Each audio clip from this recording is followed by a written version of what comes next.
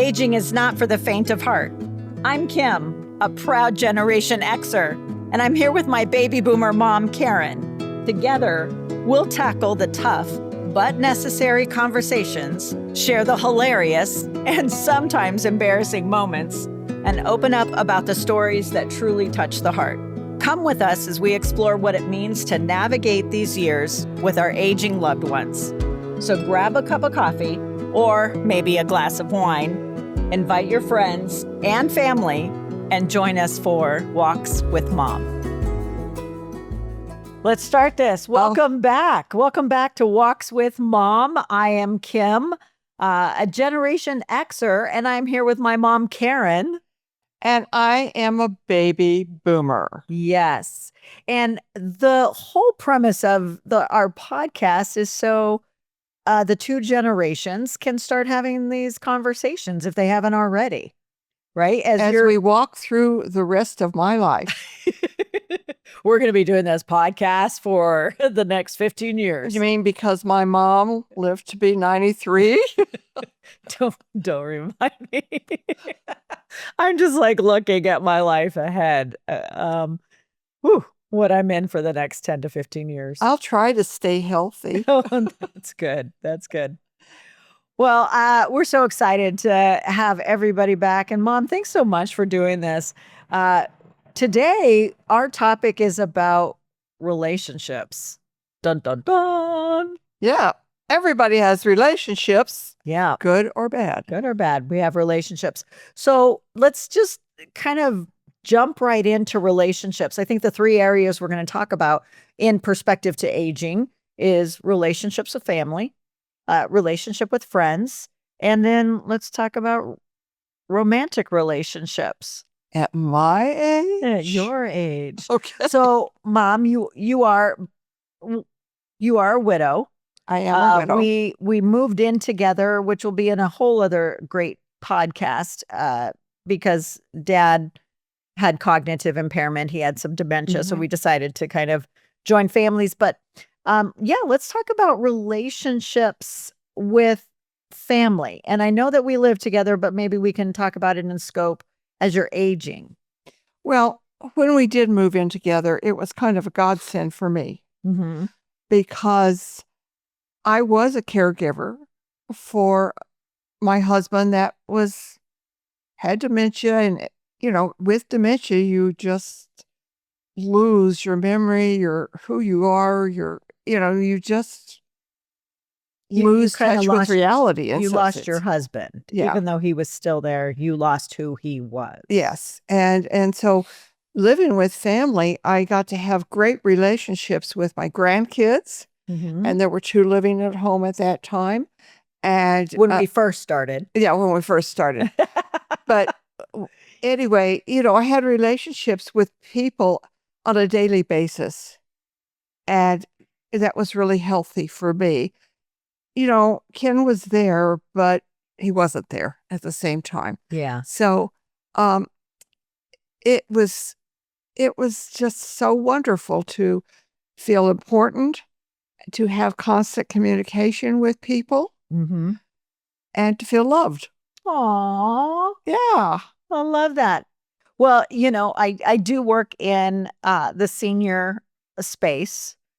We take care of seniors in the home by having caregivers. And many times I find that spouses who are taking care of somebody who is cognitively impaired, whether it's dementia, Alzheimer's of sorts, they themselves start to show cognitive decline because you're not engaging in healthy communication with others. You're only engaging in very limited conversation, or it's just watch TV.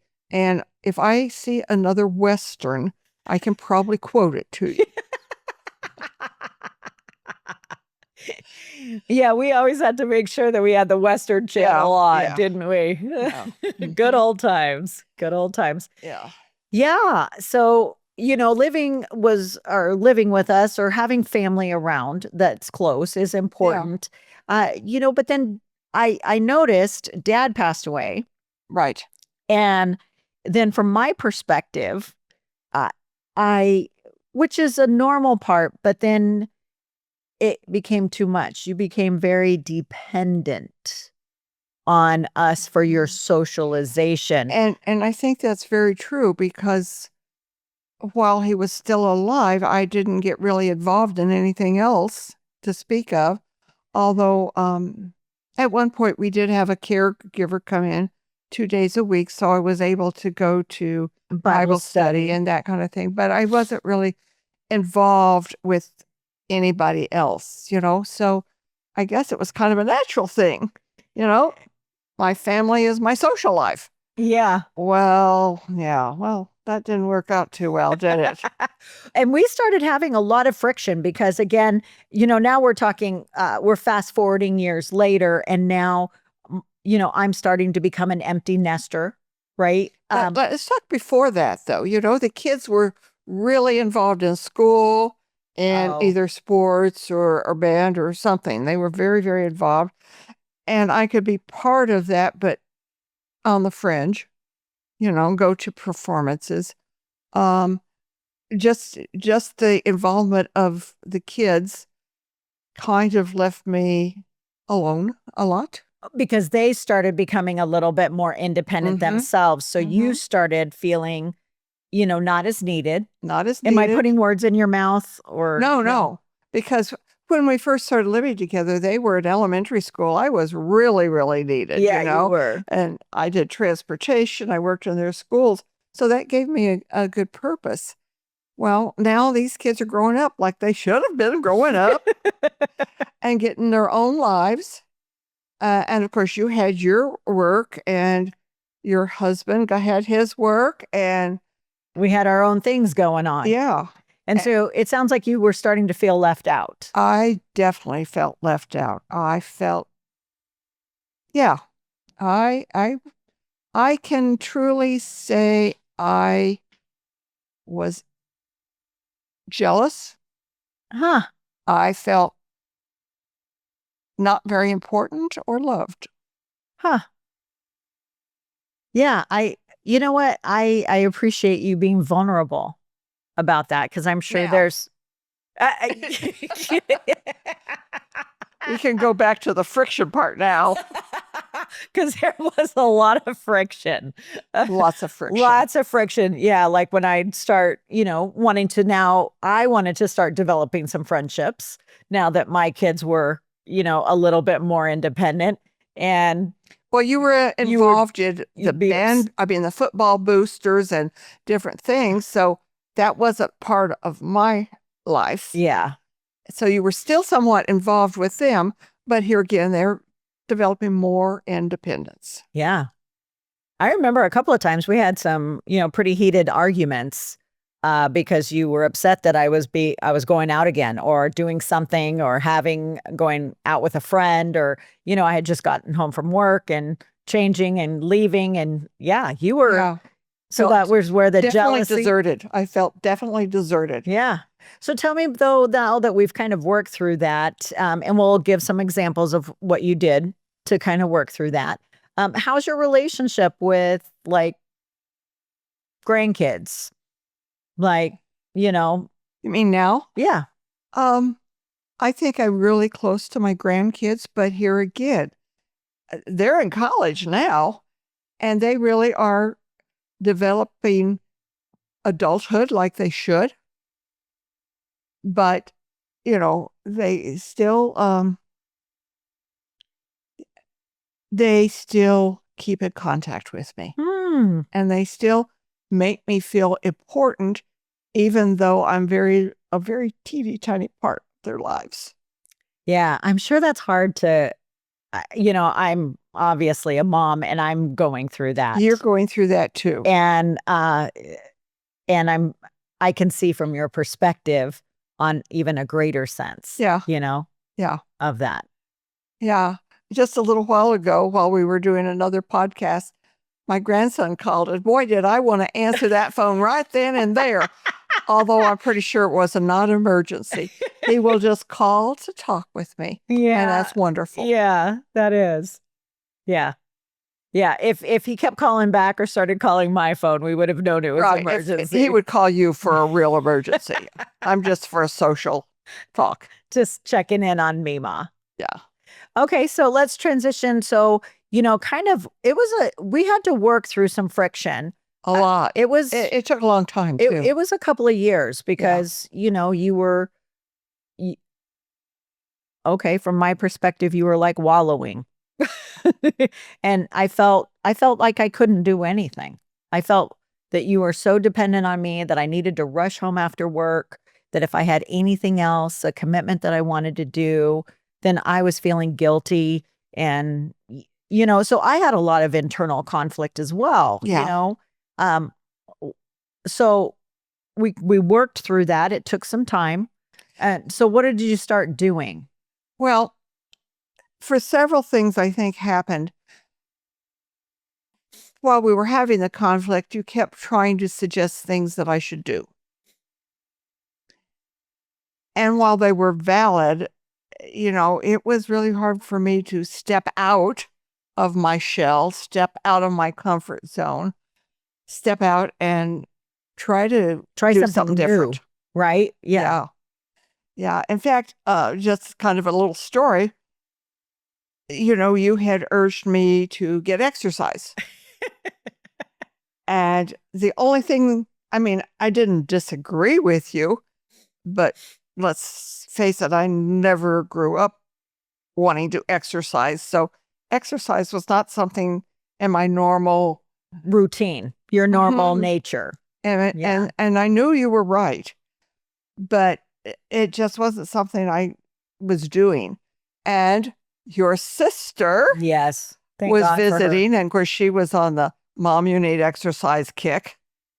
And she actually took me to a place, and we visited, and I got to feel a little bit more comfortable there with her, and we kind of made a plan, and that's where I went. So it was helpful that maybe you went, because I could see that you were so inside of your shell.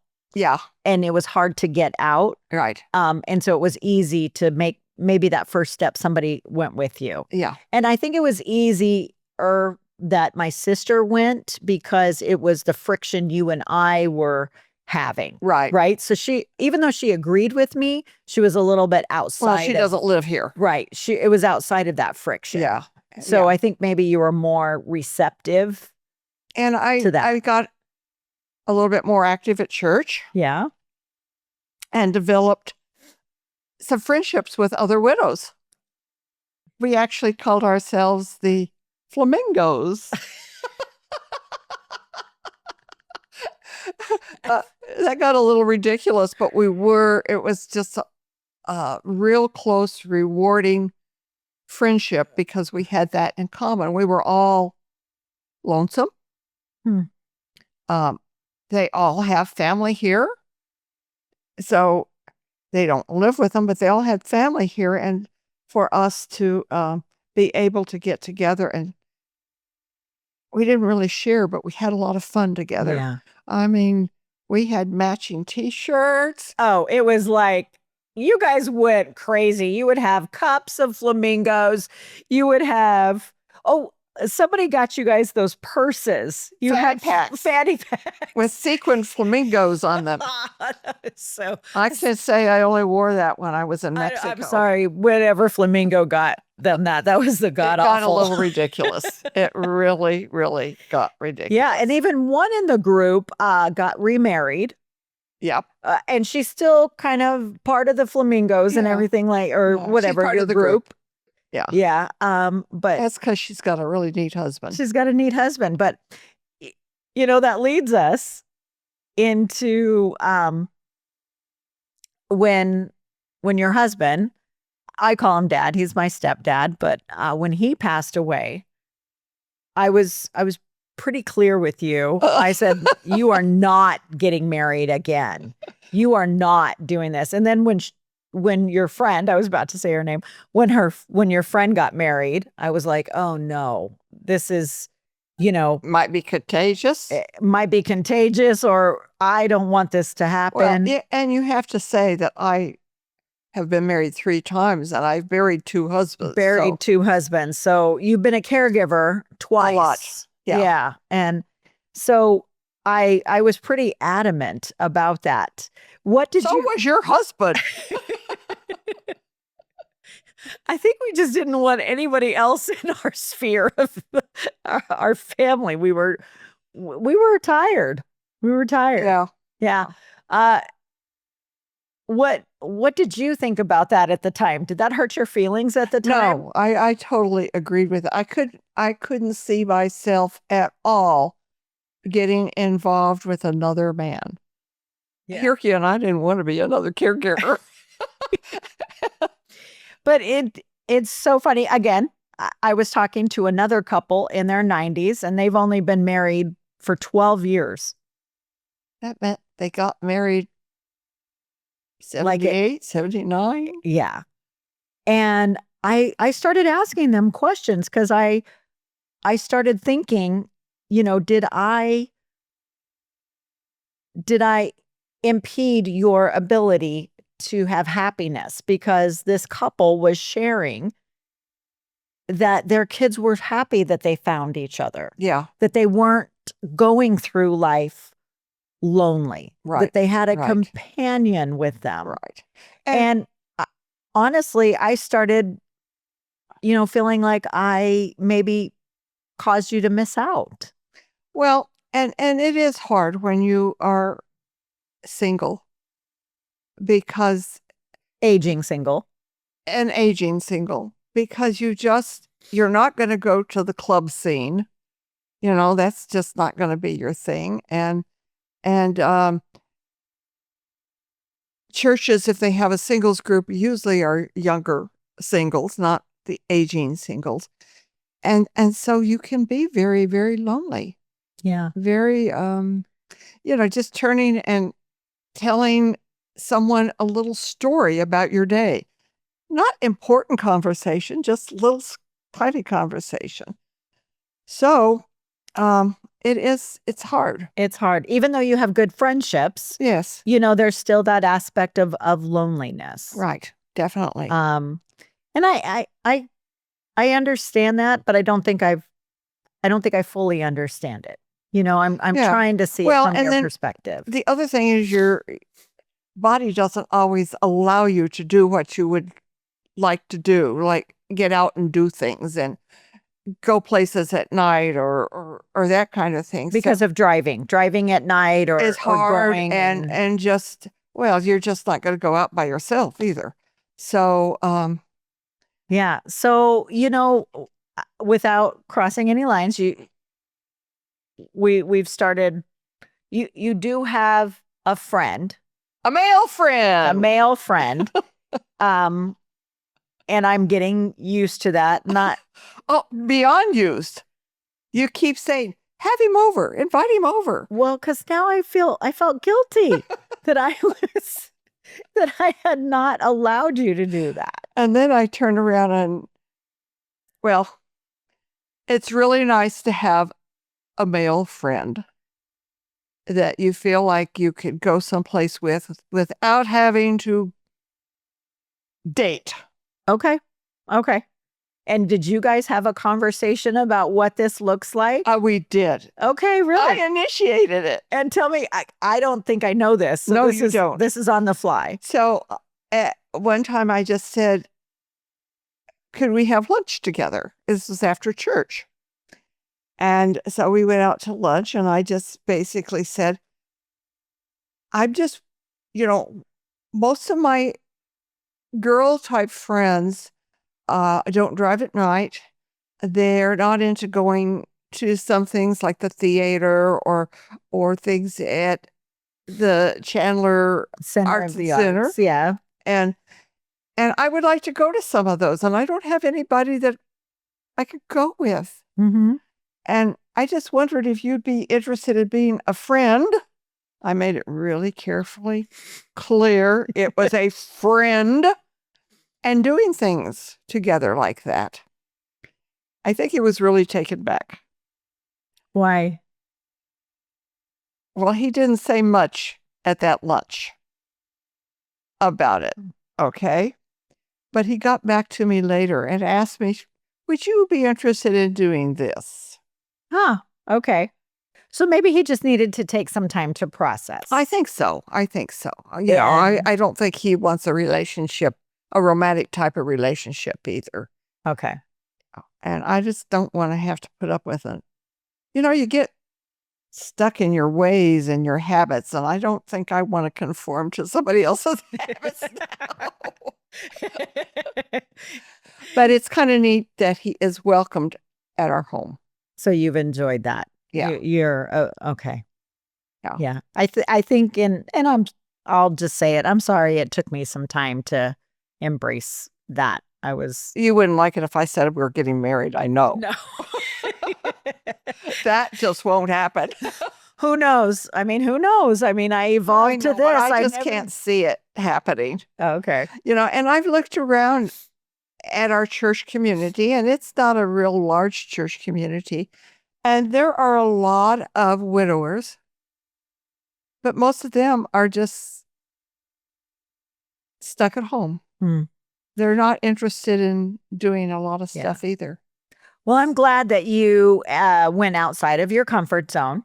I'm glad that you've started initiating some good, healthy communication with this male friend.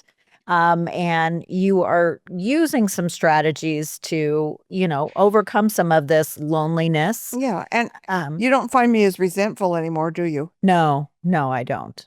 No. I mean, we still communicate a lot to make sure that we know what each of us is doing. Yeah. In fact, we have a family calendar. Yeah. So we all know what everybody's doing. I don't. You don't always update it. Shame, shame, shame. But anyway, yeah,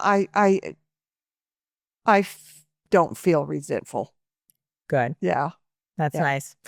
Well, hopefully you've enjoyed this time. And if this is something that maybe would be helpful to have a conversation with your aging loved one or your adult child about relationships with family, with friends, with, the opposite sex or whatever, as you're aging, you might want to share this, just share this episode with somebody. And also subscribe us on YouTube and on Instagram so you'll always get notification when we have another episode drop. But thanks for being with us on Walks for Mom, and we will see you on the next walk.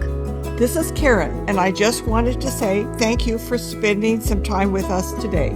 Please come back for more laughs, more connections, and more real life moments between these two generations. See you on the next walk.